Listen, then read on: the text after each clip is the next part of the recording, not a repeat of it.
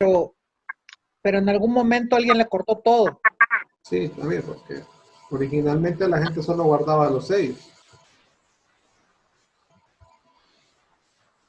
Ahí está Juanito Reynoso, tú me habías preguntado ahí la dirección, querías también ver esos sobres, ¿te acuerdas la noche que conversamos? Sí, sí, claro, claro.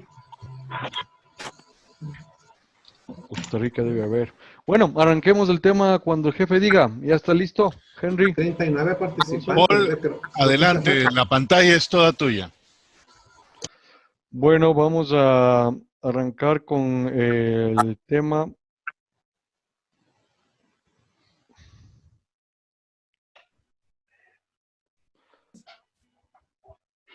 El tema para el día de hoy, buenas noches con todos. Muchas gracias por acudir a esta segunda charla de sellos ecuatorianos, matasellos, oficinas y sellos ecuatorianos clásicos.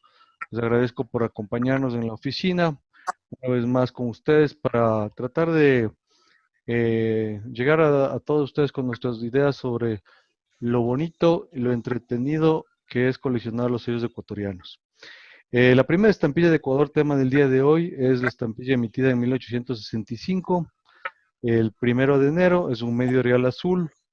Ustedes pueden ver el diseño, tiene la palabra Ecuador Correos en la parte superior, tiene un cóndor encima del escudo nacional y medio real en la parte de abajo. El medio real y sus peripecias en las montañas y llanos del Ecuador, del 65 al 73, 8 años, 8 meses, es lo que vamos a ver el día de hoy. Para empezar con este tema, podemos hablar de los contratos. Los contratos fueron firmados por el gobierno ecuatoriano con la empresa local, Fundición de Tipos.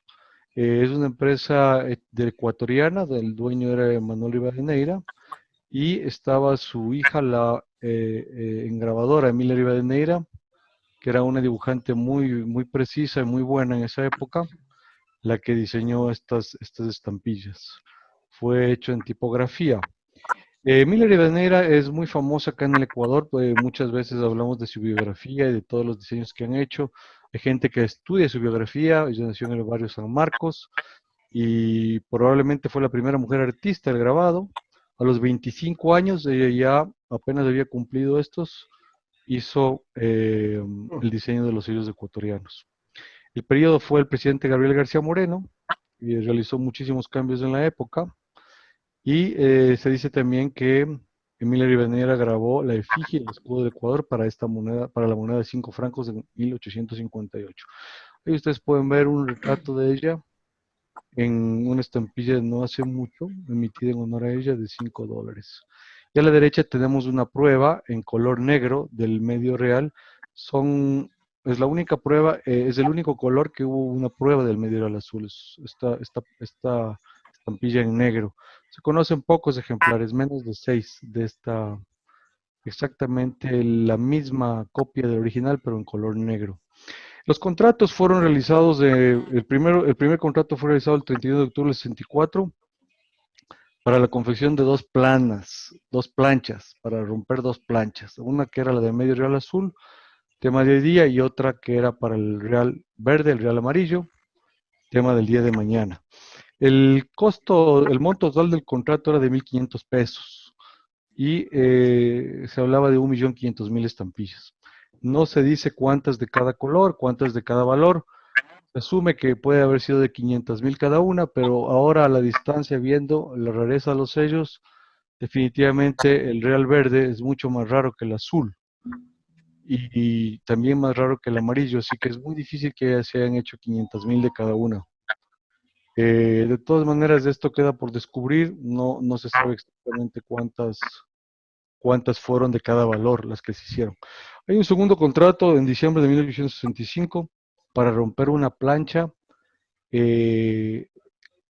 para el sello de 4 reales. Este sello de 4 reales es muy discutido el tema aquí en el Ecuador, mucha gente lo considera de una segunda serie debido a que es otro contrato, pero mucha gente también considera que pertenece a la primera serie. Se puede decir que es una misma serie con dos emisiones, ¿no? Una emisión del azul de medio real, el real verde en amarillo, y luego el 4 reales que salió en diciembre, julio del 66. El contrato fue firmado el 65 en diciembre para fabricar 400,000 estampillas con un pago de 300 pesos. Un tercer contrato fue descubierto no hace mucho por Juan Pablo Aguilar, que data de haber sido firmado en septiembre 29 de 1872, por la suma de 250 pesos para un adicional de 500,000 sellos, a lanzarse alrededor de el año 73 o principios de diciembre quizás. Este contrato nos da la pauta del por qué muchos sellos cambiaron su contextura y su nitidez en diciembre del 72, tornándose casi similares e idénticos a los de 1 de enero del 65. Quizás a la firma de este tercer contrato le pidieron que mejore la calidad al impresor. Esto explica mucho de una muy buena calidad recibida en la ciudad de Guayaquil para diciembre del 72. O sea, pudo haberse firmado en septiembre 29 y en octubre, noviembre los confeccionó, y para diciembre puede haberse llegado ya a estos sellos. Me parece que es diciembre. Ahora vamos a ver. Total nos daban 2.400.000 estampillas para un total de pago de 2.050 pesos. Se han encontrado comunicaciones de Rivadeneira pidiendo al Estado que le pague, reclamando su pago, haciendo un poquito de cobranza. Y finalmente parece que no cumplió el Estado con el pago total de esto. Esto es lo que respecta al estudio de lo legal del contrato inicial y de la única prueba existente para el medio real azul. Tenemos un poquito una historia simpática de los antiguos coleccionistas de esto, empezando con Bonferrari. En 1892 tenía muy buena acumulación de sellos ecuatorianos, muy buenos sobres, inclusive constancia de que eran de él algunos sobres. Luego pasó a Conans. Conans era un inmigrante de europeo que vino acá al Ecuador, coleccionó en 1945, vivió en el Cañar. Este señor Conans fue la persona que encontró, era muy arqueólogo también, encontró el Sol de Oro del Banco Central, que está acá a mano derecha. Ustedes pueden ver la foto. Conans fue un coleccionista silencioso que amasó su colección de arqueología en el sur del Ecuador y de estampillas igual, y no perteneció nunca a ningún club. Caspari en el 55 contó con muchos sellos ecuatorianos. Peyton, deben conocerlo, Peyton también, que donó los sellos al Smithsonian de Perú y algún otro tomo importante en 1958. Lo de Ecuador también era importante. Y finalmente un coleccionista local, Dujovic, que emigró desde Europa a Argentina primero y luego de Argentina vino a Guayaquil, fundador del Club Filatélico Guayaquil y gran entusiasta de la filatelia latinoamericana y también de FIAF. Ackerman en los años 75, Victoriza en los años 80, Longi en los años 80, Guevagüero 89, Bustamante 96, Hernán Olis el 2005, finalmente Lund y Hugo Gogel nos ayudaron con todo este tipo de colecciones de juntar sellos ecuatorianos. Literatura usada para esto: von Kauser, Dujovic, Elia, Campaña y Ayora, ¿no? Y un poco de abajo marco un poco de artículos que se ha escrito en la página del blog de la AFE. A los que están interesados en esto, un poquito más en profundizar conocimientos, pueden irse al blog de la AFE, ahí está la dirección. A la derecha se ilustra el libro de Jorge Ayora, que fue el libro sacado del 72, que era prácticamente mi libro de lectura nocturna obligada durante muchos años. Desde el año 80 lo empecé a leer. Obviamente es la gran base para este estudio del día de hoy. Y arriba tenemos el Museo de Masconas en Burgay. Arrancando ya un poco más en materia, el medio real es 7×12, tiene 12 columnas por 7 filas, 84 estampillas en la plana, como le llamamos acá, en la hoja, como le llaman en Uruguay. Me acabo de enterar hace pocos días que nuestro amigo Boido nos comentó que le llaman hoja, acá lo llamamos plana. La plana era de 84 sellos y existía un espacio entre las filas más pronunciado que entre las columnas. Como ustedes pueden ver, el espacio era más grande. 567 centímetros medía la hoja y muchos de los papeles de la época, los papeles sellados que contenían el sello ecuatoriano, son de este tamaño si los ponemos en forma vertical, ¿no? Tenemos aquí una de las planas para hacer el estudio de los plate flaws, el estudio de los errores. Cuando se mandó a romper la plancha, cada uno de las estampillas tenía un cliché diferente. Por lo tanto, todos los clichés son diferentes, no son iguales. Entonces, haciendo un estudio pormenorizado de cada uno de los clichés, de las posiciones, podemos ver que encontrar ciertas diferencias que son los errores en la plancha o por decir algo las pequeñas impurezas que había en la plancha. No fue desarmada sino al parecer hasta el año 70, cuando cambian las líneas de marco que están alrededor. Ustedes pueden ver las líneas de marco alrededor. Justamente estas líneas se llaman líneas Jubilé en la filatelia francesa. Son importantes en los marcos de los sellos ecuatorianos para identificar las posiciones de los sellos en las laterales y tanto arriba como abajo y los ángulos, ¿no? De esta manera podemos ir viendo un estudio de el sector superior izquierdo. Hemos hecho un cuadrante ahí con las posiciones del 1 a las 6 y ahí están numeradas. Y a la izquierda hemos hecho qué es lo que se va encontrando en casi todos los sellos pertenecientes a esos espacios. Tenemos que, por ejemplo, el sello 4, la posición 4 tiene un punto a la parte izquierda, la posición 42 está Ecuador en vez de Ecuador, y de esta manera puedes realizar una colección solamente de play flows, que va muy de la mano con el tema tradicional, ¿no? Para una exposición tradicional. A mano derecha tenemos el cuadrante derecho, en donde esta estampilla, que es una estampilla para todos, no tiene los errores obviamente, pero te va informando en dónde están, dónde puedes ir encontrando los play flows de esta estampilla. Hay unos play flows más notorios que otros, más importantes que otros y más famosos, por decirlo así, de esa manera que otros, ¿no? La parte izquierda baja también tiene esto. El plate 51 es un plate importante, es un play flow que tiene la segunda patita de la R de correos más larga hacia abajo. Realmente bien larga esa R, casi llega hasta la línea. Entonces es importante la posición, famosa posición 50 y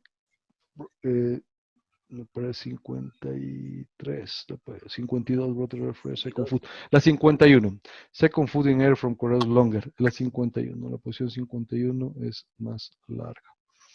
Tenemos aquí el cuadrante derecho. En el cuadrante derecho también podemos ver algunas cosas, como un frame broken en la 82, a la izquierda abajo.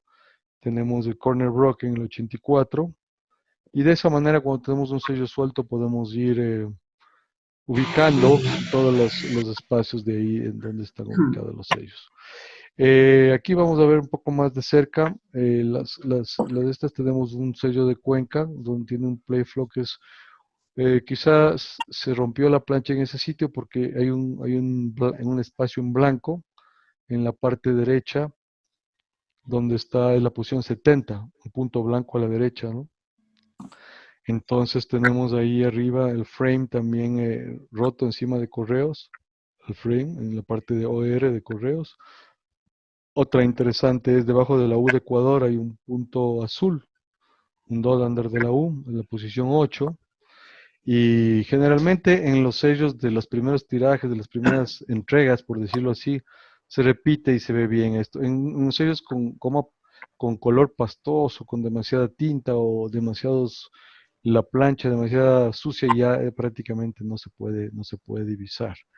Pero en una colección tradicional esto de las posiciones ayuda porque le puedes sacar todo el jugo al limón, por decirlo así. Tienes una pieza en donde destacas la cancelación, que es historia postal, destacas el color, que es tradicional, destacas la posición, que es tradicional. Entonces mezclas un tema con el otro en la tradicional para mostrar los place flows. Y en la descripción no solamente pones el play flow, sino también se habla de la cancelación, que ya ustedes la vieron ayer, la MS manuscrito Cuenca, manuscrito Chimbo, manuscrito Alausí.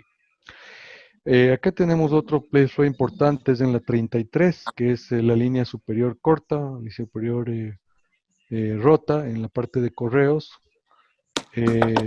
Y otro play importante es, otra manera importante de verificar las posiciones es obviamente con las líneas. Por suerte, muchos de los empleados postales no cortaban el sello a su medida, sino cortaban desde el borde. Entonces se pueden apreciar las líneas Jubilee Lines o las líneas de marco, tanto a la derecha como a la izquierda aquí, denotando la posición 84, la posición esquinera, ¿no? En este caso, con el matasello E16 de la Tacunga. Para identificar posiciones también, como les mencioné, nos ayudan mucho las líneas. En un caso, cortaron con la línea totalmente gruesa. Estos sellos son más buscados por los coleccionistas cuando tienen la línea. Ahí tenemos el corner en la izquierda, superior izquierdo, y tenemos la inferior derecha, de la posición 84, que es la última. Pueden ustedes ver. De esa manera pueden ir identificando todo este tipo de posiciones, siempre y cuando tenga la línea, cual es importante. Cuando escuchábamos la colección de Uruguay, vimos también que en muchas posiciones se puede identificar por los bordes que separan, por los espacios interseparadores entre sellos. En este caso, tenemos también en el Ecuador lo mismo. Ahí tenemos un múltiple. Estas matrices que estoy mencionando aquí nos pueden servir mucho para identificar parejas o bloques. En este caso, si es que uno se construye a medida, coge la plana y le va sacando los sellos con un estilete y va dejando solamente el margen, la matriz, va colocando después las parejas o los bloques en donde le calce con esto encima y va a saber las posiciones. En este caso es la posición 1, 2 arriba, 13, 14 abajo. Aquí le cortaron la línea superior de la línea de marco, se la sacaron, entonces no nos permite ver rápidamente la posición. Pero con la matriz de al lado es mucho más fácil, porque los espacios en el ángulo en el centro de los cuatro sellos siempre es diferente.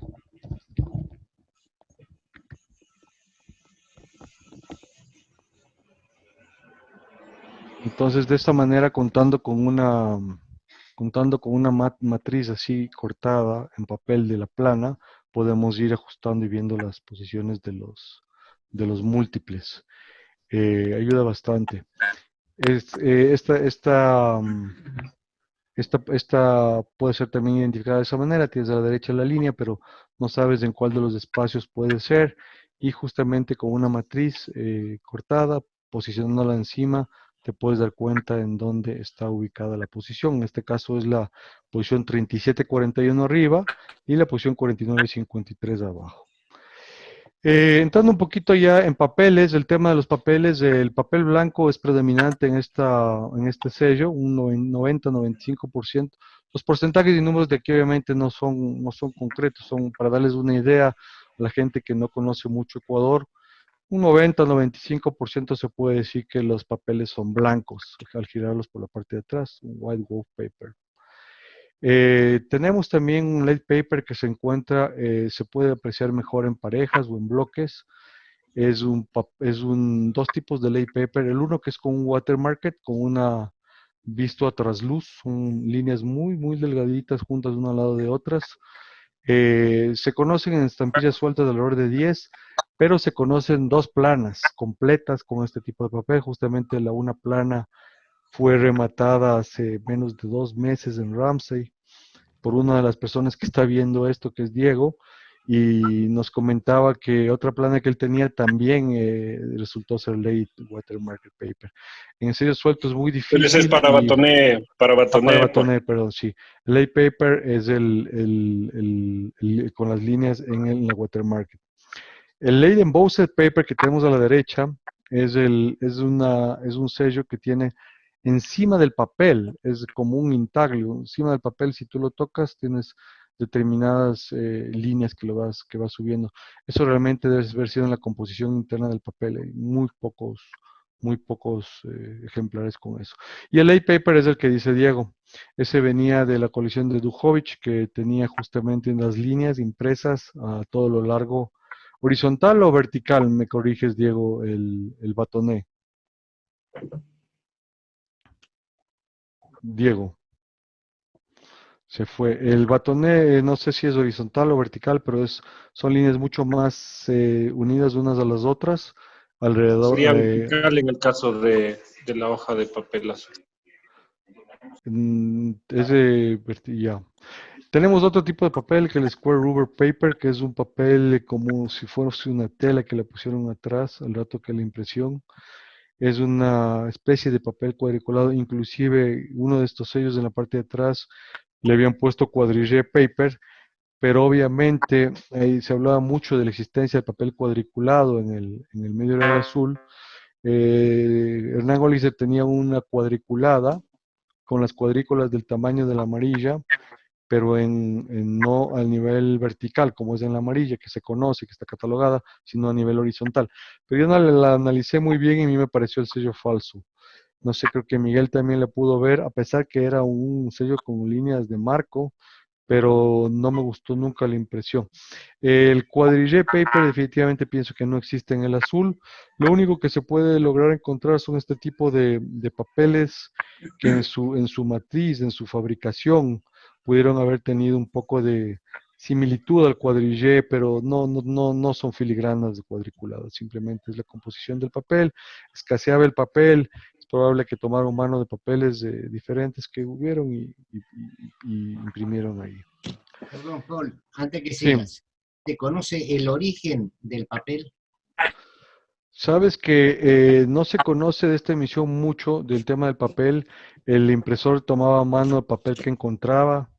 Realmente tenemos en las blancas, en el medio real azul tenemos papel blanco, tenemos papel azulado, lo vamos a ver más adelante, tenemos papel blanco con tinta El azul, con lo tinta que se soluble. llamaba el papel Eh, canadiense. el único papel que sabemos que existe extranjero es el de Roland Frères y el de papel de Watt, que era inglés.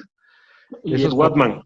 y el papel Watman a su lado delgado también, que son papeles importados. Pero acuérdate, parece que había la guerra franco-prusiana en Europa y no se podía importar papel, entonces se usaba papeles locales que tenían el sello seco ecuatoriano, que vamos a verlo más adelante. No podríamos, yo no podría responderte la pregunta de qué tipo de papel y cuándo, fue muy informal la manera de conseguir papel las entregas que realizó el impresor. Gracias, Paul. Aquí tenemos un papel blanco. Existe catalogado en Scott el famoso medio real azul en papel azulado, con un precio muy alto. Lo que ha dado Paul, muchas. ¿Sí? perdóname. Te he encontrado piquín. No nos escuchó. ¿Sí, aló? Aló, aló. Sí. Una sugerencia, los que hablen no se peguen mucho al micrófono porque el feedback hace que no se escuche nada.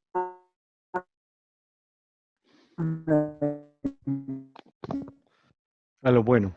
Entonces, continuando, esto del papel azulado que está catalogado en Scott con un precio alto, hay que tener mucho cuidado porque en el Ecuador tuvimos también problemas con las tintas, había mucha escasez de tinta y el impresor, ¿aló? El impresor tomaba, ¿sí? ¿Me escuchan? ¿Aló, aló, aló? Sí, te escucho perfecto. No sé. Ya. Sí, El impresor tomaba muchas tintas también que la que tenía a mano. Muchas de estas tintas eran unas tintas solubles. Estas tintas solubles con el pasar de los años y con el tiempo, con los climas, la humedad, se han ido pasando al papel. Entonces ustedes pueden ver toda esta página que ustedes ven son a excepción del papel a la izquierda. En Lima. Temblor en Lima. ¿Están bien? Sí, felizmente, gracias. Muy fuerte. Sí, más o menos.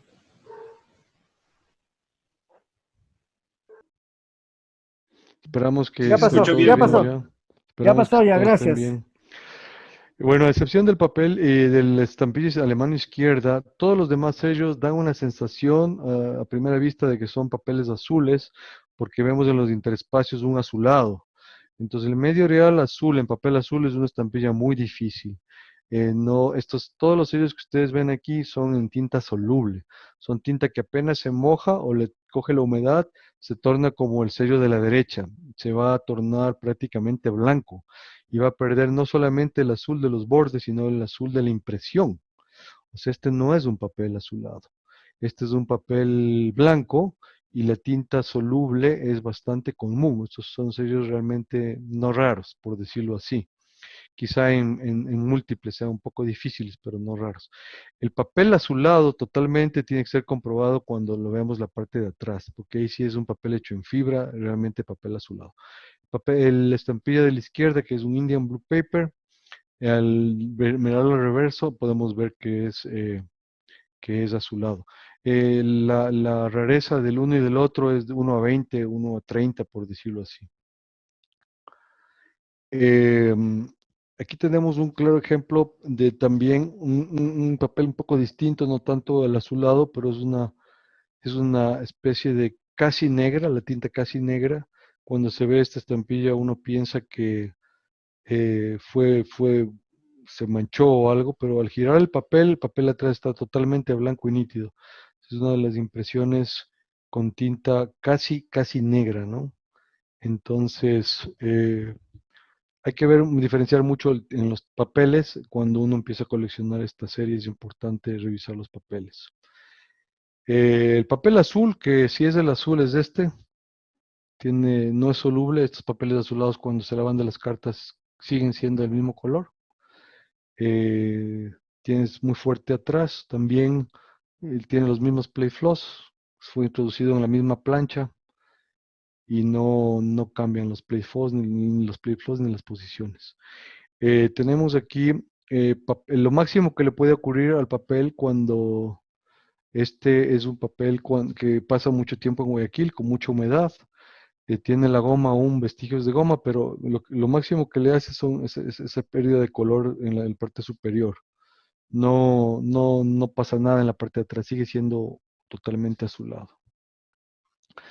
Para hablar un poquito de los periodos de impresión y para poder definir los colores que hubieron en esta impresión, es interesante discutir el tema de los periodos de impresión. Hay investigadores que ponen 3 periodos de impresión en donde te lo dividen por contratos, por decirlo así, del 65 al 67, 1, 68, 71 el segundo periodo, el tercero 72 y 73, si mal no me equivoco. Otra gente le clasifica con otros años por todos los que son los 60, son 2 periodos, y el tercer periodo de los 70, 2 periodos, los 60, los 70, otro periodo, y etcétera. Yo, en lo personal, no me he ido ni por el un lado ni por el otro, no me han terminado de convencer los periodos. Pueden ser 2, pueden ser 3, pueden ser 4 años. ¿Por qué? ¿Por qué 4? ¿Por qué 2? ¿Por qué no 1? Si las entregas eran indiscriminadas, el impresor terminaba y entregaba, porque hay muchísimos diferencias de colores, diferencias de papeles.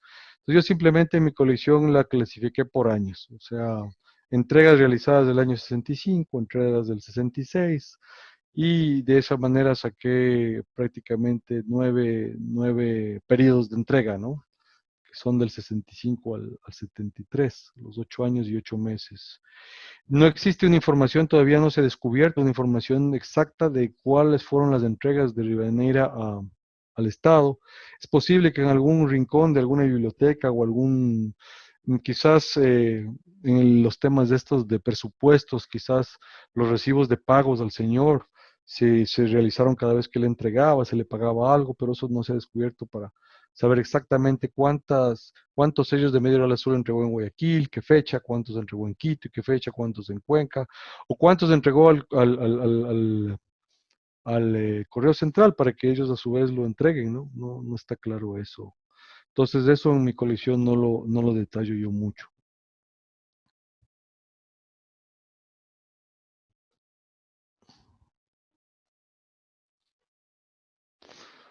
Tenemos la manera de dividir los colores es más o menos de acuerdo a lo que se encuentra en cartas y de acuerdo a lo que se ve la nitidez de la plancha. Hay un light blue que se puede decir que es de la primera impresión, donde se ven muchos espacios en blanco. Se puede decir que mientras más espacios en blanco ves en el diseño, más antiguo fue, más nítida era la plancha. Tenemos un blue, un Mickey blue, que ya viene con una plancha un poco gastada, un blue intenso, un dark ultramarino, un dark gray, un blue violeta y un gris blue. Esto es una guía general. Hemos visto que inclusive dentro de las mismas planchas hay dos colores, inclusive a veces hasta tres tonos dentro de la misma plancha, debido a la afectación del clima, debido a la cantidad de tinta en proporción en un extremo que en el otro. Así que estos son orientativos, la división de los colores es realmente orientativa y no es una cosa rajatabla. Dentro de los cuatro colores de los cuatro primeros sellos del Ecuador, a mí me parece que el azul es definitivamente el más difícil de dividir en colores. A pesar que es la estampilla que más hay, o sea, que más uno tiene, ¿no? Disponible para hacer este juego de división de colores. En el 68 vemos los sobres que ya cargan otro tipo de color, un largo ultramarino, un cobalto, ese royal blue muy bonito, y un violeta y un Chucky blue que puede ser hasta un invento, pero si uno al principio los ve sin detenimiento le puede parecer similar, pero si los ves con detenimiento te vas dando cuenta que sí, que definitivamente son diferentes, ¿no? Y es algo muy bonito esto de los colores también. Gente que le gusta hacer play floss, gente que le gusta hacer los colores en el azul.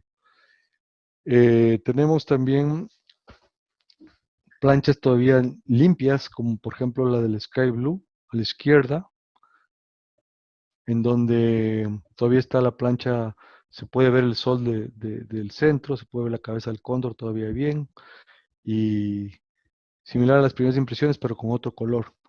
Tenemos un azul más fuerte, que es un azul marino, un dark blue a la derecha, y un índigo, se va apagando y se va dañando la plancha.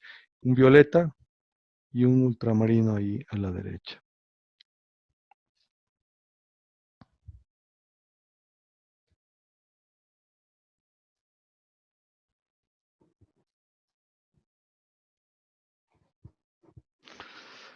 Es interesante también ayudarnos de las matasellos que estudiamos ayer un poquito, porque eso, si le hacemos un scan fuerte, nos damos cuenta de las fechas concretas.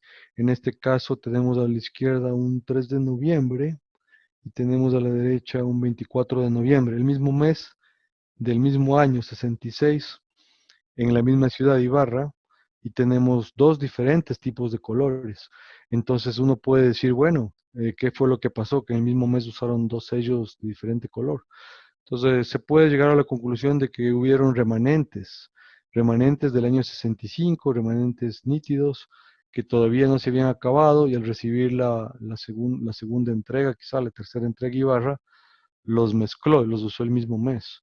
O puede ser que los de la izquierda, el Mickey Blue, lo usó el 65 y lo usó hasta los primeros días de noviembre, y luego entró el 24, 15, 20 de noviembre, la siguiente entrega. Pero eso son muchas suposiciones. Eso no podemos saber, tendríamos que irnos a ver contratos, entregas y eso.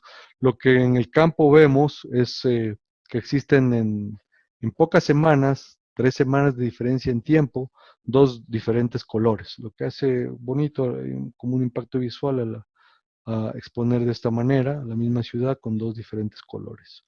Realmente no sabemos qué fue lo que pasó en esa oficina.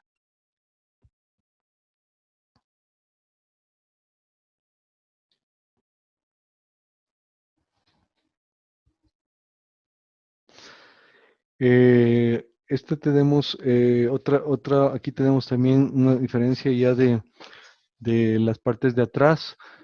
Tenemos para que ustedes comparen la primera es la tinta soluble que les mencioné, que tiene blanco atrás, que es un sello muy común, primero a la izquierda. Luego tenemos ya un mejor azul, un mejor logrado, pero también la parte de atrás blanca, muy común. Y tenemos ya el tercer sello que a simple vista parecería muy similar al primero y al segundo, pero dándole la vuelta es totalmente azul atrás, lo cual si ven en la parte superior se pueden dar cuenta que sí es más azul, es difícil.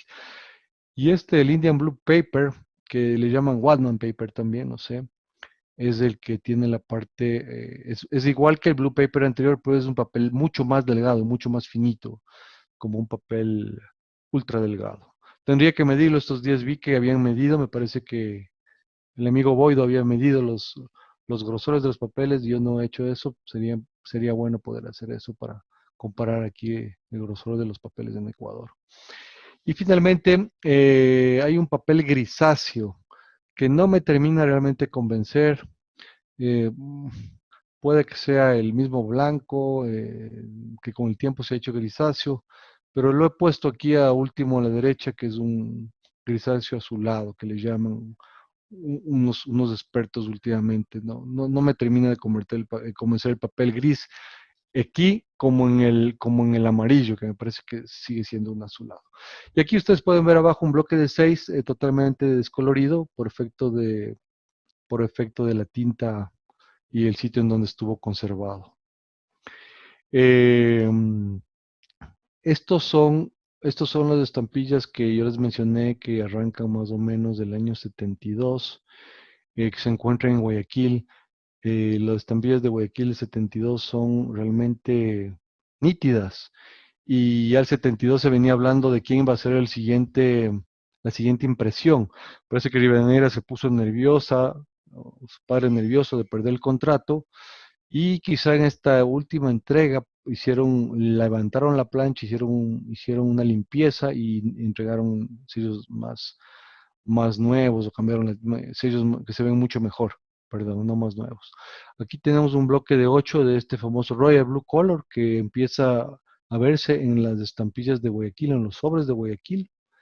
Eh, los otros, a mano izquierda, tienen la estampilla que se usó la primera semana, en 1865. A mano derecha, la que se usó a partir de los últimos momentos en Guayaquil. Son nítidas ambas, pero los colores son diferentes, o sea, la tinta es diferente, ¿no? El papel también es un poco más azulado. A la derecha tenemos las últimas impresiones de 69, 70, 71, antes de que limpien la plancha. Son impresiones ya muy malas y con tinta muy aguada. Ustedes pueden ver a la derecha.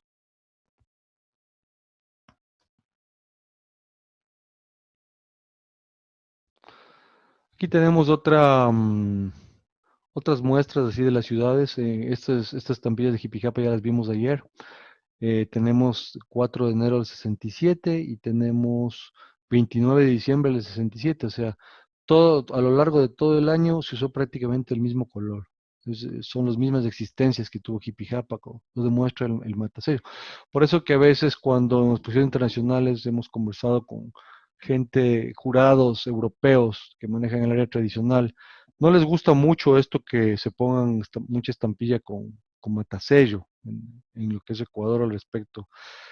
Estábamos conversando con el amigo sueco que preside la comisión de tradicional, se me fue el nombre, creo que es Anderson o algo así. Entonces me decía que por qué le meto tanto sello. Entonces le decíamos que son las maneras de poder demostrar, debido a que no tenemos en documentación cuántas entregas se realizaron, qué fechas se realizó un color o el otro. De esta manera podemos ir demostrando qué color del sello hubo en tal ciudad, que sí es ya tradicional, no tanto historia postal, pero ayudados del matasello. En la parte derecha tenemos, por ejemplo, el mismo caso para Ibarra. Tenemos un 23 de febrero del 67, mano izquierda, que es un sello con una tonalidad no tan fuerte. Y a la derecha tenemos un 10 de junio, me parece, del 67, lo cual te da la pauta de que se usó diferentes colores. Aquí tenemos Ibarra, 3 de noviembre y 24 de noviembre, el mismo año. Tenemos un sello que no se puede clasificar entre ni papel azul, ni papel blanco, ni gris. Es un papel tipo celeste con una impresión muy rara, con una especie de doble cóndor en el tercer sello, en el cuarto sello también, que es una tira que perteneció a Ferrari. Está marcado en la colección de Conan, estaba marcado de esa manera. Esta fue vendida en Fellman en el 2012. Es una especie de impresión diferente. No soy experto en impresiones, no sé exactamente cómo pudieron haber hecho para que el cóndor se vea de esa manera y como una especie de doble relieve. Esta tira es muy famosa y muy bonita. Otro tema aquí para reforzar el tema de los usos en Guayaquil y los usos en Quito. Hemos hecho un calendario, hemos buscado el calendario de diciembre de 1870 con los últimos días de noviembre en la parte superior, en donde podemos ver que el sello de la izquierda es un sello Quito soluble en agua. Al ser lavado, al ser despegado del sobre, totalmente se despintó y nos marca 29 de noviembre, que era el martes 29 de noviembre. Y en Guayaquil, a la siguiente semana, el lunes 5 de diciembre, tenían esta estampilla que está a mano derecha, o sea, tenían sus nuevos sellos, una entrega totalmente buena que al ser lavada no se destiñó, si pueden ver. Es el Royal Blue de la ciudad de Guayaquil. Eso también nos da la pauta de que sí hubo un arreglo de la plancha en el periodo final. Este es un sobre muy interesante que fue enviado a Juan José Flores, a la hacienda La Elvira. Esto quedaba ubicada en Babahoyo. Era la hacienda, este era el expresidente de Ecuador, primer presidente de Ecuador, venezolano. Él se refugiaba en la hacienda La Elvira cuando tenía problemas antes de, antes de escapar del populacho, se refugiaba ahí. Parece que este sobre es para el hijo de él. 1845 se refugió él en la Elvira y posteriormente fue enviado al hijo de él en el 18 de septiembre del 72 a la misma hacienda La Elvira, donde se refugiaba su padre anteriormente. Y justamente en septiembre del 72 ya teníamos los sellos perfectos en Guayaquil, si pueden ustedes ver. A mano izquierda tenemos uno de Quito del 1 de octubre del 72, o sea, posterior a esa fecha. Un mes más tarde, 15 días más tarde, Quito seguía con sellos opacos y casi que no se podían ver. La entrega del tercer contrato estoy casi seguro que fue exclusivamente a la ciudad de Guayaquil.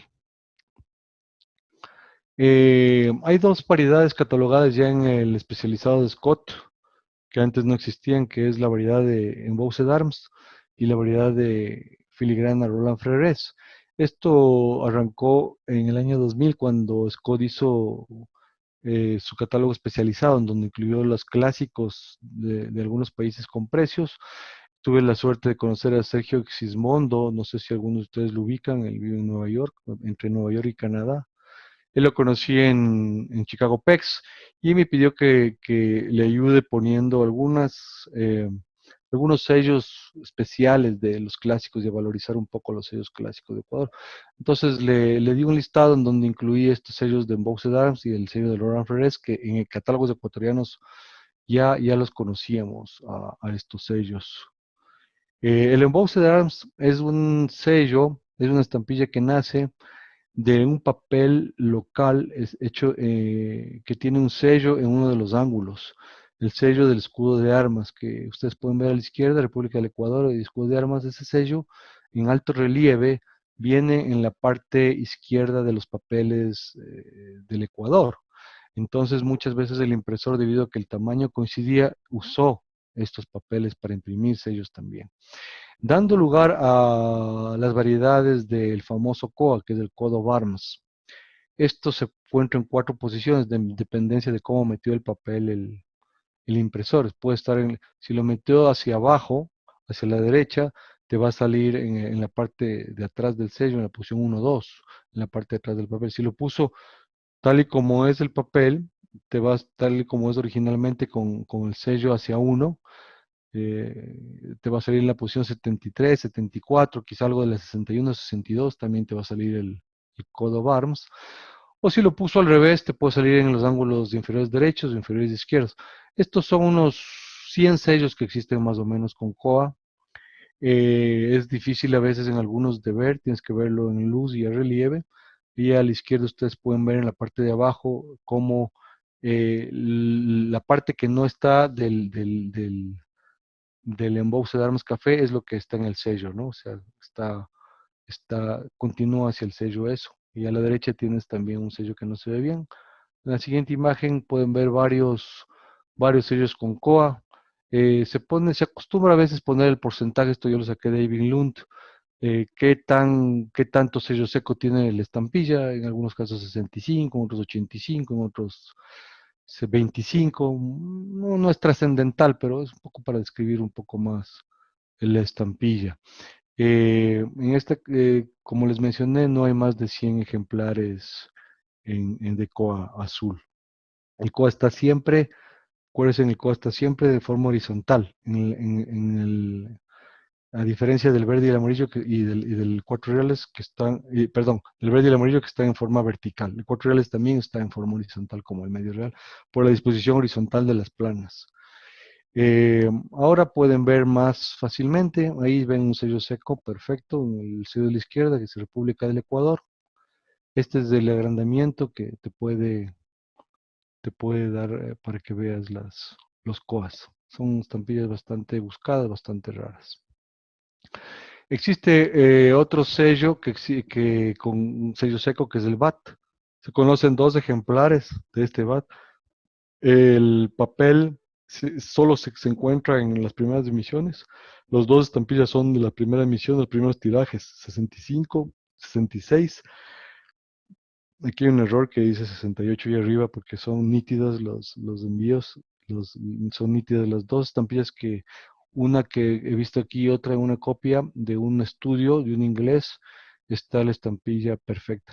El Embossed Arms viene en la mitad, parece que la hoja que usó el impresor es una hoja BAT bien grande, la podía abrir y en la mitad quedaba puesto el sello el Embossed Arms este. El otra que se logró ya en Scott meter para que se catalogue son las watermark. La watermark es Roland Frères, que es la palabra, las letras del impresor del papel que venían en filigrana a la luz. Estas estampillas existen 5 o 6 me parece, aparte de una media plana que tenía Hugo Google en donde estaba completamente toda la palabra de Roland Frères que abarcaba alrededor de 10 estampillas. O sea, ese fue un media plana que no sé hasta qué punto ya se logró vender porque en 2 o 3 subastas fue retirada por el alto costo que hubo.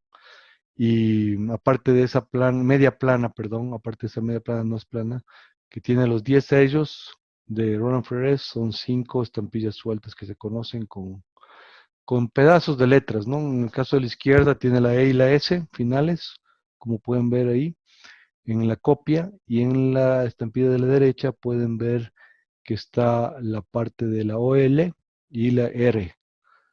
Venía Roland escrito arriba y Frères venía escrito abajo. Entonces, en el caso de la estampilla de la derecha, tienes 2 pedazos de watermark. Estampillas muy difíciles. En los sobres, en las plicas, es más fácil encontrar esta marca, lo cual obviamente no encarece la pieza ni la hace más rara, pero como una especie de visualización interesante, hemos hecho aquí una fotografía a trasluz del Roland Frères, como irían las estampillas en esta carta que está aquí, tiene desde el papel Roland Frères. Los sellos no, solo la carta, ¿no? El día de ayer me había preguntado Manuelito Arango sobre el tema de la 3154, entonces decidí poner esta hoja, juntar esta hoja aquí. Este 3154 fue usado en el pueblo de Rigmain y la cancelación luego vino a Quito, juntamente con las otras cancelaciones francesas. Existen muchas teorías de que fue enviada desde Francia a Quito, se quedó en Quito, pero haciendo investigaciones de fechas, hemos encontrado una cancelación 3154 en Quito, en octubre 10 del 66, en un real amarillo. Y también se encuentran en Rigmain cancelaciones en el año 70. Así que se puede decir que hubieron 2 cancelaciones similares del 3154. Abajo hay un sobrecito ahí con Rigmain y arriba hay los usos acá en Quito.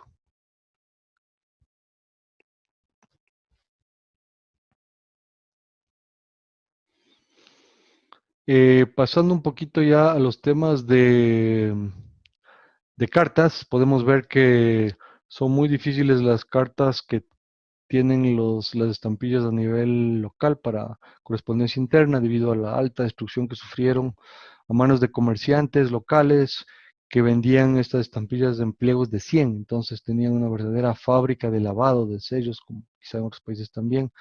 Muy pocas correspondencias locales, privadas se lograron salvar. No habrá entre 40 y 60 sobres privados, de lo que más o menos se puede calcular. Medio real una onza, para el franqueo interno era la tarifa. Y tenemos las cartas que se han encontrado del archivo Durán Ballén, que nos llegarán a 10, 15. El archivo del arzobispo de Cuenca, también hablamos de 10, 15 cartas. Magdalena Domínguez, unas 7, de 7 a 10 cartas. Rafael Carvajal también. Sumamos menos de 100 cartas en realidad de las cartas con correspondencia interna y un medio real azul. Guayaquil Quito, Guayaquil Riobamba, Riobamba Cuenca, Miguel Heredia, gobernador en ese entonces de Cuenca. Ahí tenemos las cartas privadas, estas son las del Remigio Toral, este es del arzobispo de Cuenca. También existe otro archivo, 10 a 15 cartas son las pertenecientes a este archivo privado. Fortunato Coronel, Riobamba, de Guayaquil a Quito, Galarza, y la de Durán Ballén, que era un gran exportador en Guayaquil, Riobamba. Por el tema del Single Internal Rate, Magdalena Domínguez, ya habíamos visto, Magdalena Domínguez. Y acá hay una última carta con una cancelación de Tulcán, un sello ya fatalmente impreso, casi ni se mira en el sobre, pero muy, muy raro en este tipo de cartas. Como les había mencionado ayer, los PIs hay de Guayaquil y hay de Quito. Esta es una carta privada también que va de Guayaquil a Guaranda, y esta con PI, la primera semana de enero, que es cuando se supone que llegó este cancelador rezagado. Pudo haber llegado este con los canceladores últimos que se recibió Guayaquil, y lo ¿A qué mandaron te a Quito. a qué te refieres, Paul, con PI? Este que está a la derecha, que está arriba, estos rombos, como unas puntas de estrellas, que ves, 6, 8 estrellas, tiene la letra PI en el centro. Es una estrella que tiene PI, es porte interno, quizás un cancelador recibido de Francia. Este se encuentra generalmente en lo que es Quito, pero se encontró este sobre que está matasellando esta estampilla en Guayaquil. Entonces es posible que arribaron a Guayaquil los canceladores y que luego fue mandado a Quito, porque toda la distancia se usó en Quito. Ahí está el PI abajo, ¿no? Ya en abril ya fue usado en Quito. Hasta no descubrir esta carta teníamos la idea de que solamente fue usado en Quito este PI, pero aquí está la prueba de que se usó en Guayaquil. Este es uno de los pocos ejemplares donde tenemos en correspondencia interna en el país 2 sellos de medio real, formando un real para un pago de tarifa doble, ¿no? Tenemos esta carta y la siguiente, que es un franqueo doble también de Cuenca a Riobamba. No he visto muchas cartas, no sé si Miguel tenga cartas con parejas internas en franqueos locales. Privado, ¿no? Privados, sí, correcto, aquí está más claro. Sí, son bastante raras, Paul. Y tal vez mencionar que en porte interno es muy raro. Tal vez en cartas privadas, en la correspondencia Chávez a Lima, se encuentran franqueos múltiples, pero en cartas internas dentro del Ecuador, muy rara el franqueo múltiple de medio real. Sí, ese es el tema aquí.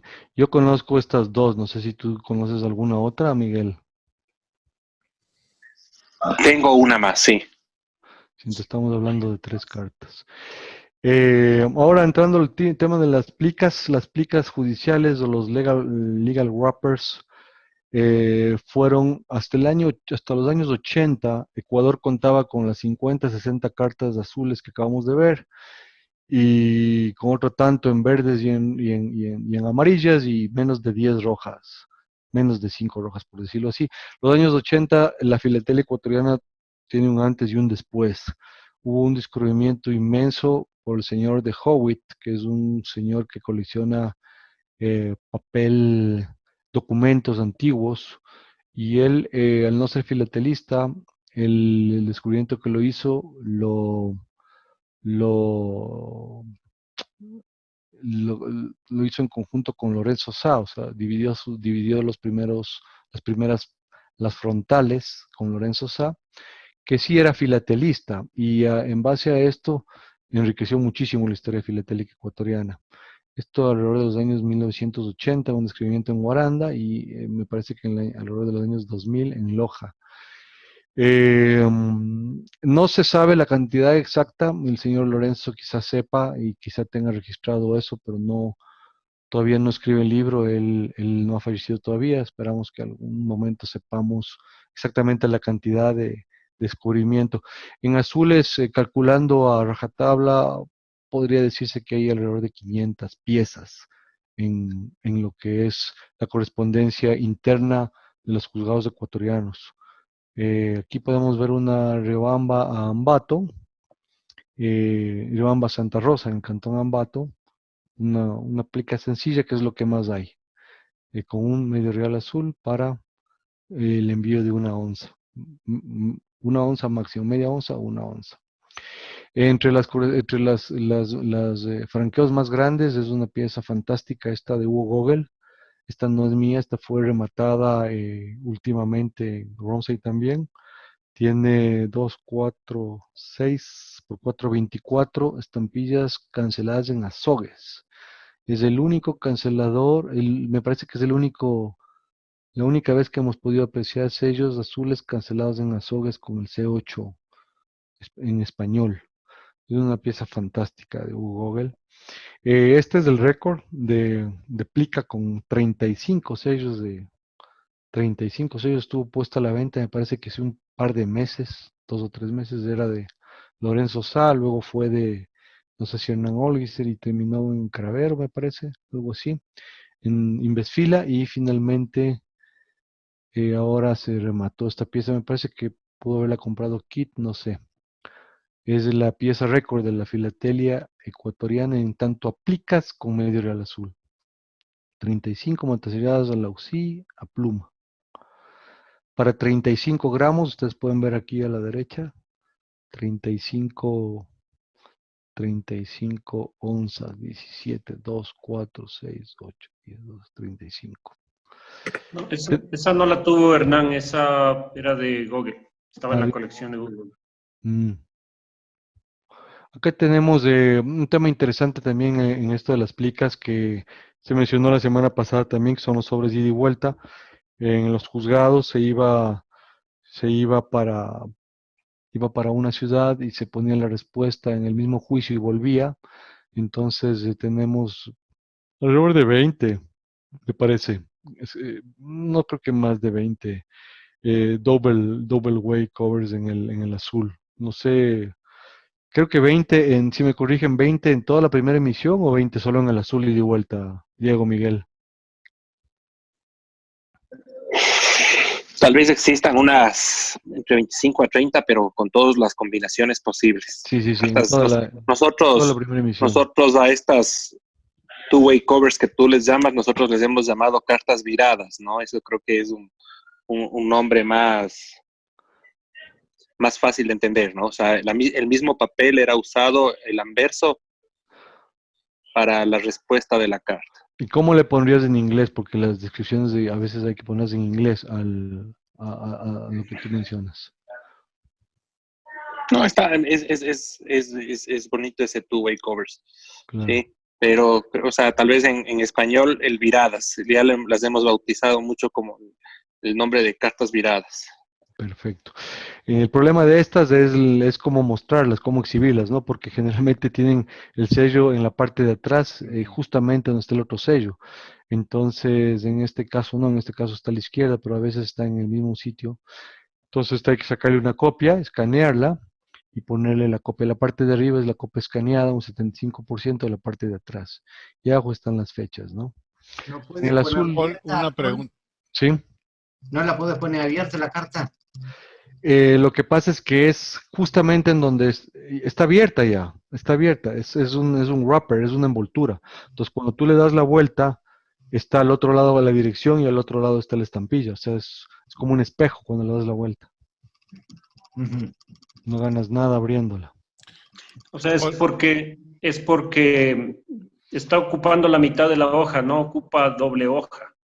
Entonces, la estampilla de la de frente y la de atrás están ocupando la mitad de la hoja del pliego. Entonces, si la abres no ganas nada porque, de hecho, muchas de las veces está cortada. Paul, una pregunta Hola, referente Paul. al rate. Sí. Me esto- permite una pregunta. Adelante. Perdóname, Henry. ¿Por qué te garantiza que el celo para la contestación estaba pregado en el sobre y que no fuera solamente en el momento que contesto que prego este celo? Bueno, parece que es el momento que contesta, porque ves las fechas que está abajo. La una está fechada 23 de noviembre, cuando sale para una ciudad. Y cuando llega a la otra ciudad, tiene un matasello posterior, que es 4 de diciembre, cuando vuelve. Sí, sí.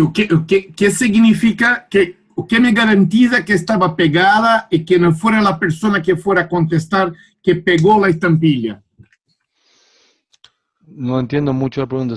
I'll try to say again. Yeah, say it in English better. How can you explain it that I prepaid the cover to your answer and not you pay the stamp to send me an answer? Okay, about the payment, I don't know. There is no guarantee that it was paid already.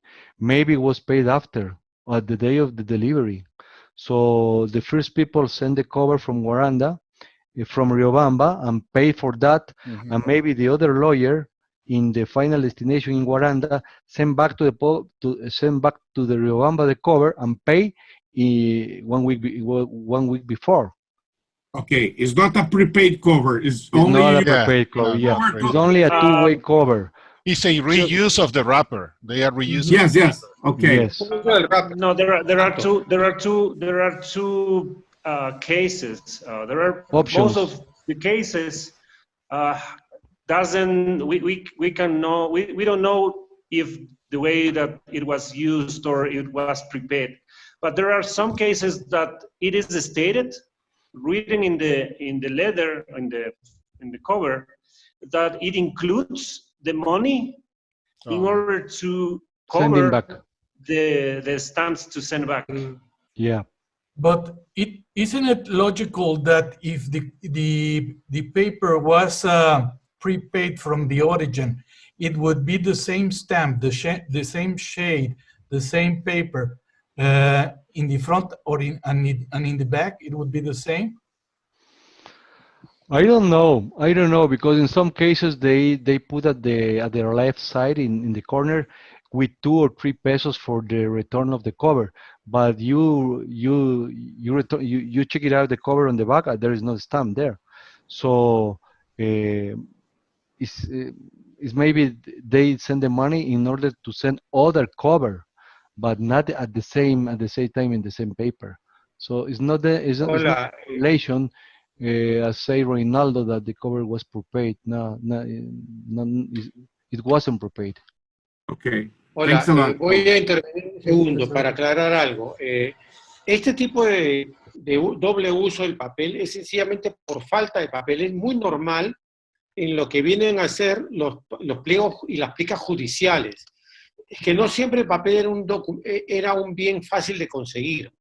Era a veces escaso, a veces era complicado, y a final de cuentas, como eran juicios que eran llevados de una ciudad a otra, lo que utilizaban era el pliego del papel por ambos lados.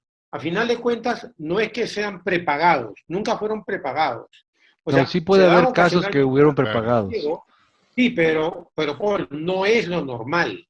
Lo normal es que el forro, la plica, servía para un envío de ida y luego, a discreción, lo podían utilizar de vuelta. Eso puede ocurrir porque es una cosa muy normal a falta de papel. O sea, el papel no era una cosa barata. nada más. Claro, pero yo considero que tenemos que ir aplicando todo lo que vamos aprendiendo estos días en nuestras cosas que van surgiendo. Por ejemplo, fue interesante la charla de Ponce que nos comentó de que habían los presos, ¿no? Los presos y habían los pobres y habían los pobres miserables que había que pagarles. Esa fue una primera acotación que fue algo nuevo para mí.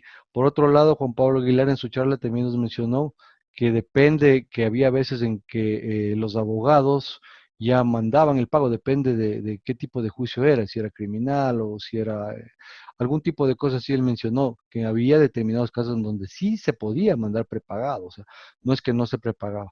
Esos casos se pueden dar, como dice Diego, en los momentos en donde se pone, va con 3 pesos para el envío.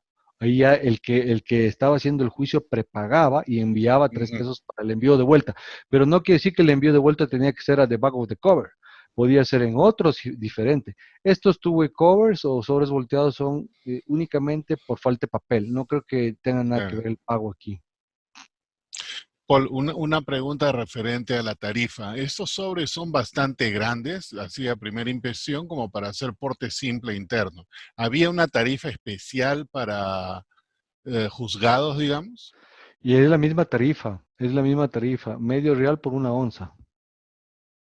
O sea, prácticamente viendo el de abajo, que me imagino es bastante grande, habrá sido solamente el wrapper y un papel más adentro y listo, eso era 1 onza. No podía haber más. Claro, ese es el rate que había. Oye, pero a partir de cierto número de onzas, ¿no bajaba el precio por onza? No, yo escuché eso yo no sé qué dirá la ley, yo no he investigado leyes, pero en lo que veo en los sellos, en los sobres ecuatorianos, en las plicas ecuatorianas, tú le divides para la mitad el peso, el gramaje, y exactamente eso te da. Si es que tienes, por ejemplo, un número impar en el peso, le subes al siguiente número par, y eso di tú 37 onzas, le subes a 38, y la mitad, 19, tiene que poner 19 reales, tienen que estar ahí. Si tú tienes media onza, le subes a 1 y tiene que ir en medio real. Eso me sorprendí también cuando tú dijiste que en lo de la UPU había descuentos o algo así, ¿no? No, yo dije en la época colonial. La época colonial, sí.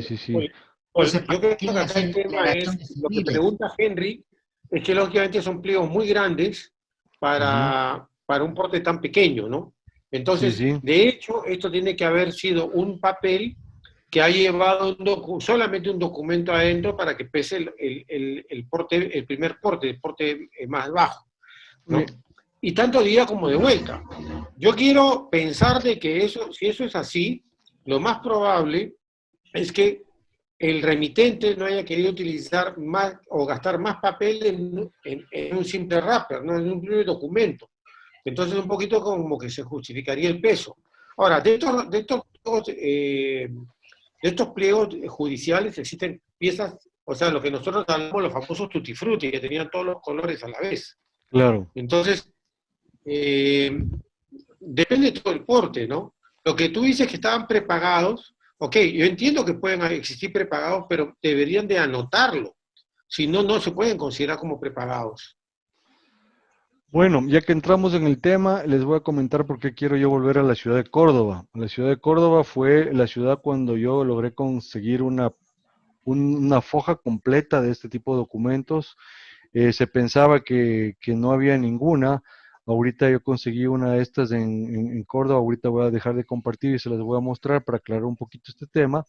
Y otra la consiguió ahorita Melvin Hoyos en Filacuenca. Luego terminar de dar una conferencia. Perdón, Paul, antes que vaya a la ciudad de Córdoba. Si el porte era común para todo lo que era civil, lo que era judicial, para el correo común, el porte mínimo, que era de 1 onza, ¿para qué le hacían aclaración entonces de civiles en la carta o en el pliego? Por el tema de qué proceso se llevaba a cabo, ¿no? Civil, penal, entre criminales, no, está bien, pero si consulares. el civil, por ejemplo, pesaba más de 1 onza y le cobraban 1 onza, por algo le hacían la aclaración de civil. A lo mejor la aclaración de civil era que le cobraban lo mismo que si fuera el porteo mínimo. Mira, este es un juicio civil. ¿Ves? No, solamente una aclaración. En un estudio que hizo Osvaldo Navas, que se centró justo en esta parte más desde el punto de vista legal, no tanto la parte filatélica, y puedo equivocarme, pero entendía yo que lo que él me comentaba era que dependiendo del tipo de juicio podía atender una persona con un cargo diferente. Entonces, si era civil, podía ser un alcalde quien puede resolver. Si era judicial, no necesariamente esa persona tenía la capacidad de poder resolver juicios criminales. Entonces, la acotación de la palabra, más que un impacto postal, tiene que ver con quién puede atender el tipo de juicio. Porque como no había muchas personas letradas, probablemente al alcalde o al teniente político le podían asignar la resolución de los casos. Entonces, Bien, es Diego, por eso más. en eso te comprendo, pero si el porteo era común para todas las cartas, pesaba una onza o 10 onzas, y le hacían la aclaración de civil, debe estar jugando algo ahí, para lo postal, ya no lo judicial. No puede ser No, que Roberto, las cartas no había que diferencia. lo mismo. no, Roberto, no había diferencia. Lo que pasa es que es el tratamiento. Como dice Diego Vázquez, es correcto, porque en muchos pueblos pequeños, los jueces criminales tenían que tener una instrucción adecuada, mientras que los jueces civiles podía ser un juez de paz, podía ser un alcalde, un gobernador, que en ese momento podía tomar, o sea, decisión sobre algo trivial, o incluso podía ser un notario que daba fe. Entonces, por eso colocaron el civil, porque aparte el tema del civil es lo que he colocado ahí. No, está bien, esa parte judicial la comprendo, pero ¿por qué a todos le cobraban la misma tarifa? A ver, Porque la avancemos tarifa entonces, no valía, mira. la tarifa no cambiaba, Paul, Roberto. La tarifa no cambiaba porque la tarifa era plana, es lo mismo que sucedía en Perú. La tarifa para la correspondencia enviada por vía judicial pagaba porte, y el porte exactamente igual que cualquier correspondencia privada. Lo único que le diferenciaba es lo que Julio César Ponce dijo el otro día. Para los pobres de solemnidad estaban exentos de porte, y a veces en las cartas o en los envoltorios indicaba quién les pagaba porte dependiendo el origen o la obligación que determinara el juez. Hay muchos documentos de eso, pero que el porte, Roberto, siempre seguía siendo el mismo. Por eso, no entonces tenían un porte para lo que era la documentación judicial. El porte para la documentación judicial era 1 onza, punto. Y ahí quedamos. No, no es así. Bueno, volvamos un poquito acá al campo, o sea, a los sellos. Tenemos aquí un expediente. Un expediente aproximadamente, pueden verlo, ¿no? Tiene, no sé, ahí están, todas las hojas que tiene. ¿Ves? Bastante pesado. Bastante pesado. Esto tiene aquí un hilo. Aquí pueden ver el hilo, ¿no? Entonces este es un expediente que se va, a medida que va decantándose el juicio, va sumando hojas.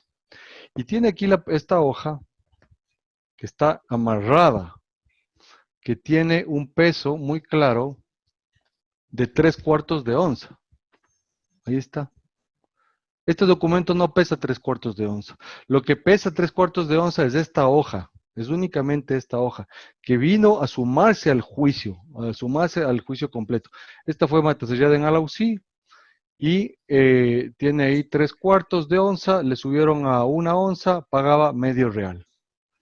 Y esta hoja fue la que le pusieron a este juicio y le amarraron a este juicio. Pero no quiere decir que el juicio completo pese ni mucho menos eso de ahí. Y no es una tarifa plana, porque en este caso tenemos un medio real, pero ya ya acabamos de ver que hay 17 medios reales en algunas plicas.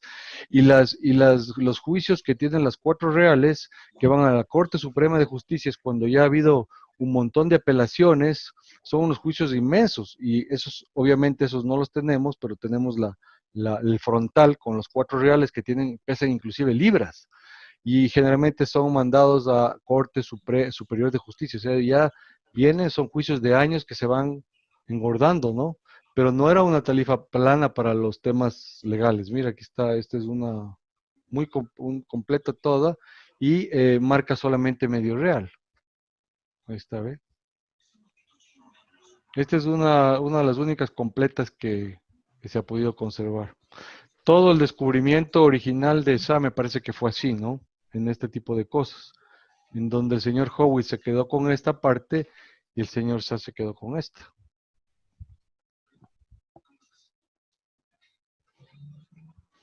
Entonces, para seguir terminando, que nos estamos ya un poquito cortos de tiempo, estos son lo que atañe a las ida y vuelta. Aquí tenemos otra ida y vuelta, esta es de un segundo descubrimiento en los años 2000, Cariamanga, Loja. Y pasamos ahora sí al tema que más les fascina a nuestros amigos extranjeros, que es el tema de cartas internacionales. Para Sudamérica conocemos solamente a Lima, del hallazgo de Chávez. El hallazgo de Chávez está compuesto por alrededor de 500 cartas, la gran mayoría son amarillas y verdes, y en momentos donde hubo escasez de amarillo y verde, que la tarifa era 2 reales para porte sencillo al exterior, marítimo, usaron esporádicamente 4 sellos de medio real, formando los 2 reales. Se conocen menos de 15, 20 cartas. Aquí hay 2 cartas para muestra, son las famosas Chávez con tira de, tenemos unas 17, 18 con tiras horizontales y creo que hay un bloque de 4. Solo un bloque de 4. Tenemos ahora las cartas de Europa. Europa son para Barba Gijón en París. Tenemos 3 o 4 sobres. Él era el diplomático, el cónsul en París del Ecuador. La típica por Calais, con el 19 de multa y la marca de intercambio en Gran Bretaña de un franco 90 céntimos. Sí, ahí intentar similar a lo que decía Eduardo, dado que no había convenio. En realidad lo que se está pagando ahí es el transporte interno desde Quito Correcto, hasta Guayaquil. Y desde Guayaquil no hay cartas al exterior con sellos de Guayaquil, sino solo el porte interno. Así es, exactamente. Esta es una carta Durán Barba. Acá tenemos, no es Durán Barba, Rafael Barba, perdón. Quito 18 de abril 68, me parece, sí. Con su Panamá Transit, 19 en tampón. Ex Dujovic, ex Gogel, esta carta. Tenemos una carta de duelo, también de Quito, con el C8, el rojo, ya ustedes lo conocen de memoria. En español, Panamá Tránsito, un franco 90 centésimas, y entra por Calais, marzo 71. París, también al cónsul, ¿no? 12 décimas, taxeada 12 décimas, ¿no? Y tenemos las famosas medio real italianas, que son únicamente 2 cartitas, que estas son, una carta salió a la venta luego de muchísimos años de haber estado en colecciones privadas, la de la izquierda, fue rematada en noviembre, diciembre del año pasado, fue imposible de comprar, es una carta pequeñita, sale también de Quito con el 3154, llega, es el pago de Quito a Guayaquil, luego toma buque y pasa por Panamá, llegando a Italia, multándose en Italia. Esta carta es imposible de comprar. Y una carta a la derecha que es mucho mejor conservada y un poco más grande, con 3 sellos de multa, es una foto sacada de un catálogo de hace muchos años, una foto muy pequeña y esa es la mejor imagen que he podido conseguir. Esta carta está, yo pienso que no se sabe quién la tiene, no le perdimos la pista. El último dueño se supo que fue hace unos 40 años, 50 años, de ahí se ha perdido la pista de la carta de la derecha. Estas son las 2 únicas cartas azules italianas que en Argentina veo que hay más, los argentinos tienen, los uruguayos me parece que tienen más de estas, ¿no? Nosotros apenas estas 2. León está comentando que Kid Club tiene la de la izquierda. Ajá, bueno, me la ganó, pues yo casi rompo un vidrio cuando la perdí, pero ¿qué se le va a hacer? Fue imposible de comprar. ¿A cuánto salió? De pura curiosidad. 17, 15, 17 creo, no me acuerdo. Esta es una carta privada también enviada a Manchester, Inglaterra, que salió de Quito igual, fue multada, tuvo su tránsito en Panamá y es la única carta a Inglaterra que se conoce, ¿no? Esta tiene el 3154 y tiene el C8. También es Juan Smith, también tiene atrás el PO de Guayaquil. Es la única carta de Inglaterra que se conoce de estas. O sea, alrededor de 10 serán. Y en el correo mixto francés ecuatoriano no existen sellos de medio real azul porque todas nacen desde Guayaquil. Entonces, no llevan medio real, que era la tarifa interna, ¿no? Esas nacen ya, pagan el doble porte al exterior por barco, que son 2 reales, y la estampilla francesa. O sea, cartas francesas con medio real azul no existen. Solo existen las que son a Barba, el cónsul ecuatoriano, esta y las 2 o la una italiana. Eso es básicamente lo que quise compartir con ustedes el día de hoy en lo que es el medio real azul. Ahora son expertos medio real azul. Espero que les haya gustado. Y cualquier pregunta a las órdenes. Paul, primero felicitarte, me gustó mucho tu presentación, pero tengo una pregunta viendo el montón de variantes de colores que hay y de tonos en esta emisión. ¿Existen reimpresiones no autorizadas con las planchas oficiales? O te lo pregunto porque eso también podría explicar el montón de tonalidades o que esté desgastada la imagen en algunas estampillas, o no existe esto en Ecuador. Por supuesto, las reimpresiones las tenemos. Las reimpresiones tienen una buena noticia y una mala noticia. La buena noticia es que todas tienen un doble margen blanco alrededor.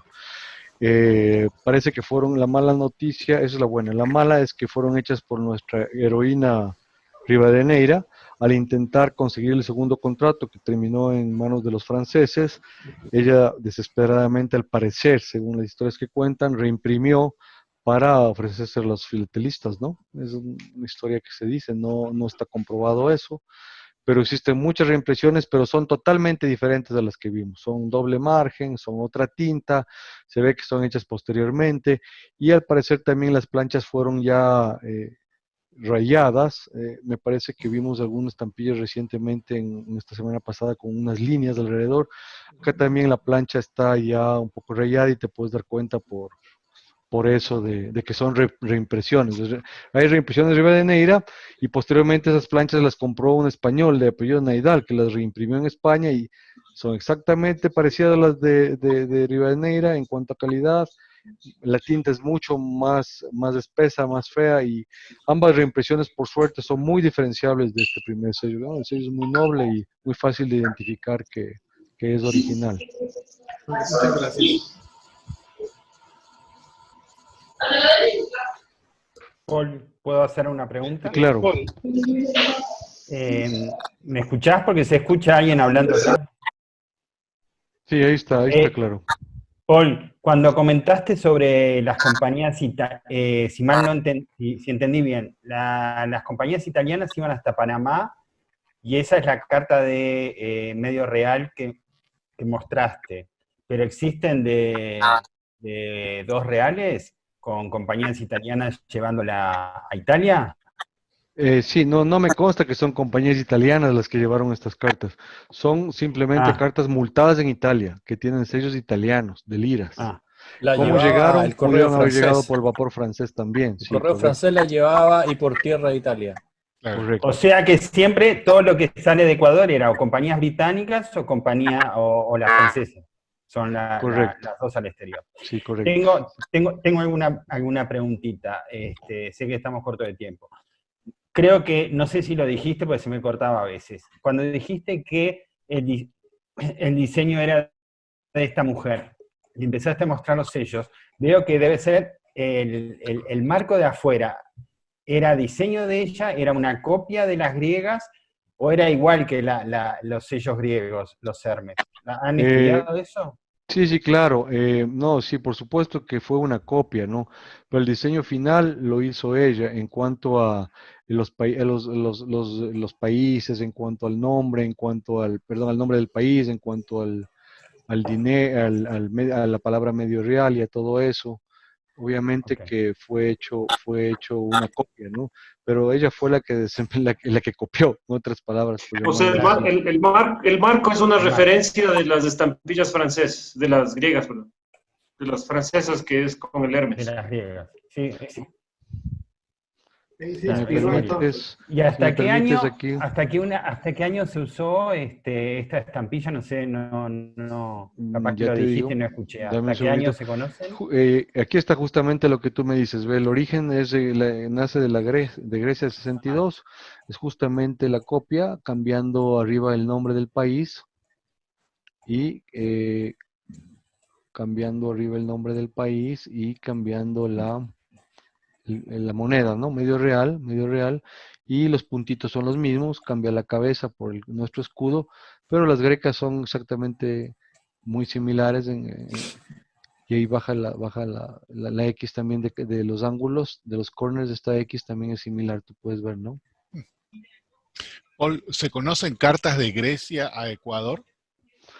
Incoming franking no tengo idea, no hago nada de incoming franking yo. Porque la diseñadora de alguna manera tuvo que haber tenido acceso a una de esas estampillas.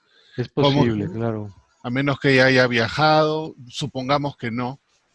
De repente hay una carta rarísima de Grecia al Ecuador. Es posible que los franceses ya quisieron hacer la primera emisión en Ecuador y mandaron quizá alguna muestra, alguna cosa, y quizás por ahí pudo haber sacado ella la idea, ¿no? Pero este primer sello le sirvió para estos tres.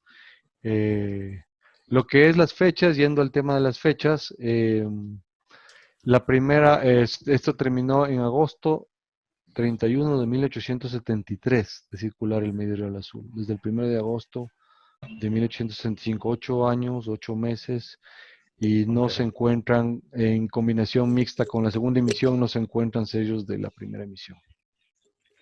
Y otra preguntita, según lo que tengo entendido, lo más famoso o lo más o muy buscado por los filatelistas es el caso ese, creo que está en el 4 reales, que está impreso de los dos lados el papel, que usaron un papel y quedó mal impreso, después volvieron a imprimir del otro lado, ¿no? Y hay impresión de los dos lados. ¿En este azul también existe eso o es solo no en algún existe. valor? ¿Cómo No, queda? solamente en el 4 reales existe esa que se llama rectoverso, printed in both sides. Solo rectoverso. esa queda para el domingo. Ok. Gracias, Paul. Paul, una preguntita breve. ¿Estos Claro. sellos ya tenían goma o era papel sin pegamento? No, todos tienen goma. Todos tienen. Sí. Paulo, una pregunta, por favor. ¿Tiene importancia la filigrana en las primeras estampillas del Ecuador para el coleccionista? Bueno, la filigrana siempre es importante en cualquier emisión que esta existe, que esta la tenga, ¿no? Siempre es importante, hay filigranas invertidas, hay emisiones con filigrana, sin filigrana. De hecho, es una característica de los sellos, o sea, siempre es importante. En el medio real azul, la única filigrana que se encuentra es la Roland Frères, es la única que se encuentra hasta el momento, porque no descartamos que en el futuro se encuentren cosas, ¿no? Hasta el momento es la Roland Frères, la media plana de Hugo Gogel, que debe ser de Keith Kluman ahora, y los otros 5 o 7 sellos que tienen pedazos de letras. Esa es la filigrana en el sello de medio real azul. En el sello del un real amarillo, el papel cuadriculado también es una filigrana, pero ya no es la misma escasez que acá en el azul, ¿no? Porque ya hubo planchas completas, ya hubo entregas completas con la filigrana de papel cuadriculado en el amarillo. El verde y el rojo no tienen filigrana. No tienen. No tienen. En otras estampillas del mundo, perdón, en otras estampillas de otros países de América, ¿también se aprecia la filigrana? No sé. Sí, por supuesto. Sí, claro. Algunos que tienen más que otros, digamos, en Honduras solo hay 1 o 2 emisiones que tienen, pero hay varios países en donde casi todas las primeras sí tienen, y muchas variedades. Chile es el caso, creo, más representativo, ¿no? Sí, partimos con filigrana y seguimos con... Después que se cambiaron las filigranas de las primeras emisiones, se hicieron Posteriormente hubo el periodo del American Bank, que fue sin filigrana, y después se retomaron las filigranas de escudo con las impresiones hechas en Chile. Sí, duraron muchos años. ¿Hay una idea aproximada de cuánto tiempo circuló la filigrana en América?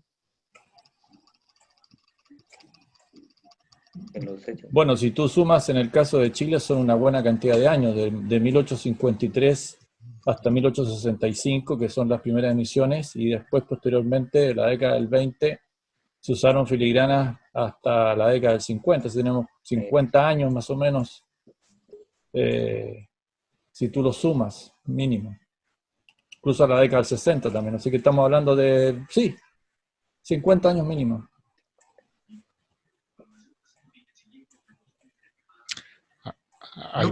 Yo quisiera, si me permites, Henry, nada más Adelante. retomar el tema del diseño. Yo creo que no tenemos que ir tan lejos como Grecia para ver la inspiración.